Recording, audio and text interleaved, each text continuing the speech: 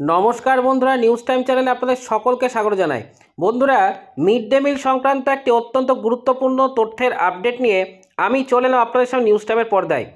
फेर mid day meal निये बिस्तर दुर्नीतिर अभियोग, बांगलार स्कूलगुलिर जन्य चरम सिद्धांत निते चलेছে केंद्र सरकार। तो बंधुरा बांगलार कोन स्कूलगुलिते এই দুর্নীতির অভিযোগ উঠে এসেছে এবং তার জন্য কেন্দ্র সরকার নতুন কী ধরনের সিদ্ধান্ত নিয়েছে, এর ফলে ছাত্রছাত্রীরা আগামী ভবিষ্যতে কী ধরনের অসুবিধার মধ্যে পড়তে পারে ইত্যাদি বিভিন্ন বিষয় নিয়ে বিস্তারিত তথ্যটি আমরা আজকের এই ভিডিওটিতে জেনে নেব। দর্শক বন্ধুরা যারা ভিডিওটি ইতিমধ্যে দেখছেন তারা তাদের এলাকার নামটি অবশ্যই ভিডিওর কমেন্ট সেকশনে উল্লেখ করে সেই এলাকায় মিড ডে মিলের খাবারটি সঠিকভাবে পাচ্ছেন কিনা তা অবশ্যই ভিডিওর কমেন্ট সেকশনে কমেন্ট করে জানাবেন।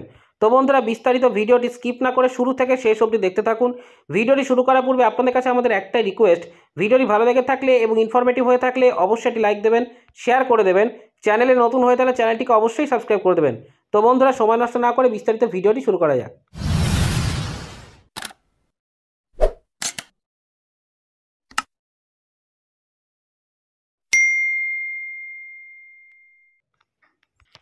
শেষবার 2022 সালে মিড ডে মিলের বরাদ্দ বাড়িয়েছিল কেন্দ্র। সেবার প্রাথমিকে মাথাপিছু বরাদ্দ বাড়িয়ে করা হয়েছিল 5 টাকা 45 পয়সা, আর মাথাপিছু বরাদ্দ বেড়ে 8 টাকা 17 পয়সা হয়েছিল উচ্চ প্রাথমিকে। এরপরে কোনো বরাদ্দ দেয়নি কেন্দ্র। টানা 2 বছর পর চলতি মাসে প্রাথমিক এবং উচ্চ প্রাথমিকের জন্য মিড ডে মিলের বরাদ্দ বৃদ্ধি করা হলো। তবে মাথাপিছু মাত্র 75 পয়সা বৃদ্ধি করায় তা নিয়ে ক্ষোভ দেখা গিয়েছিল শিক্ষা মহলে। আর এই ক্ষোভের মধ্যে উঠে এলো আরও এক বিতর্ক। দক্ষিণ 24 পরগনার বেশিরভাগ স্কুলে নাকি মিড ডে মিল প্রকল্প চলছে ব্যাংক অ্যাকাউন্ট ছাড়াই। ব্যাংক অ্যাকাউন্ট ছাড়াই মিলছে মিড ডে মিলের বরাদ্দ। সাধারণত village education committee VEC, ward education committee WBUC, বিভিন্ন স্বনির্ভর গোষ্ঠীর ব্যাংক অ্যাকাউন্টে মিড ডে মিলের টাকা কেন্দ্রের থেকে পাঠানো হতো।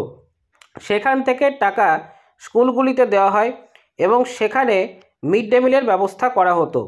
কিন্তু সূত্রের খবর, দক্ষিণবঙ্গের বেশিরভাগ স্কুলে পিএম পোষণ প্রকল্পের আওতায় মিড ডে মিল প্রকল্প চলছে কোনো ব্যাংক অ্যাকাউন্ট ছাড়াই। অথচ স্কুলগুলিতে টাকা পৌঁছে যাচ্ছে, এমনকি বরাদ্দ টাকা অন্য অ্যাকাউন্টে পাঠানোর অভিযোগ উঠেছে ওই জেলার বিরুদ্ধে। যার ফলে এবার সমগ্র শিক্ষা মিশনের তরফ থেকে সংশ্লিষ্ট জেলাকে নতুন করে পিএম পোষণ অ্যাকাউন্ট চালু করার নির্দেশও দেওয়া হয়েছে। অভিযোগের আঙুল উঠেছে শিক্ষা দপ্তরের দিকে।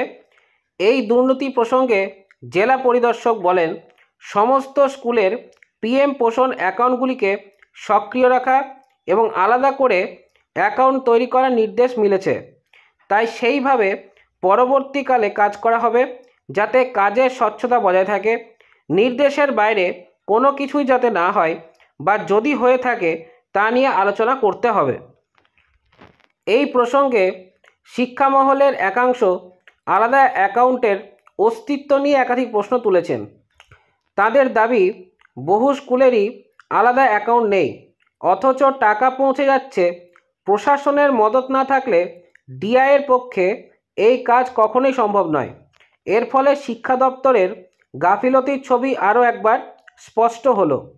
প্রধান শিক্ষক শিক্ষিকাদের সংগঠন advanced society for headmasters and হেডমিস্ট্রেসেস এর রাজ্য সম্পাদক চন্দন মাইতি বলেন, নিয়মের বাইরে গিয়ে স্বনির্ভর গোষ্ঠী, স্বেচ্ছাসেবী সংস্থাগুলি যেভাবে কাজ করছে তার দায় স্কুলগুলির উপরে চাপানোর চেষ্টা করা হচ্ছে। ফলস্বরূপ ছেলেমেয়েরা ভালো খাবার খেতে পায়নি। তাই স্কুলগুলিকে এই দায়িত্ব থেকে অব্যাহতি দেওয়া হোক। বন্ধুরা মিড ডে মিল নিয়ে এই ছিল বিস্তারিত তথ্যটি কতটি গুরুত্বপূর্ণ লেগেছে তা অবশ্যই ভিডিওর কমেন্ট সেকশনে কমেন্ট করে জানাতে ভুলবেন না। এবং দর্শক বন্ধুরা যারা ভিডিওটি ইতিমধ্যে দেখছেন তারা তাদের এলাকার নাম এবং তাদের এলাকায় মিড ডে মিল নিয়ে কোনো সমস্যা হয়ে থাকলে সেটি অবশ্যই ভিডিওর কমেন্ট সেকশনে কমেন্ট করে জানাতে ভুলবেন না। তো বন্ধুরা দেখা হচ্ছে পরে ভিডিওটিতে।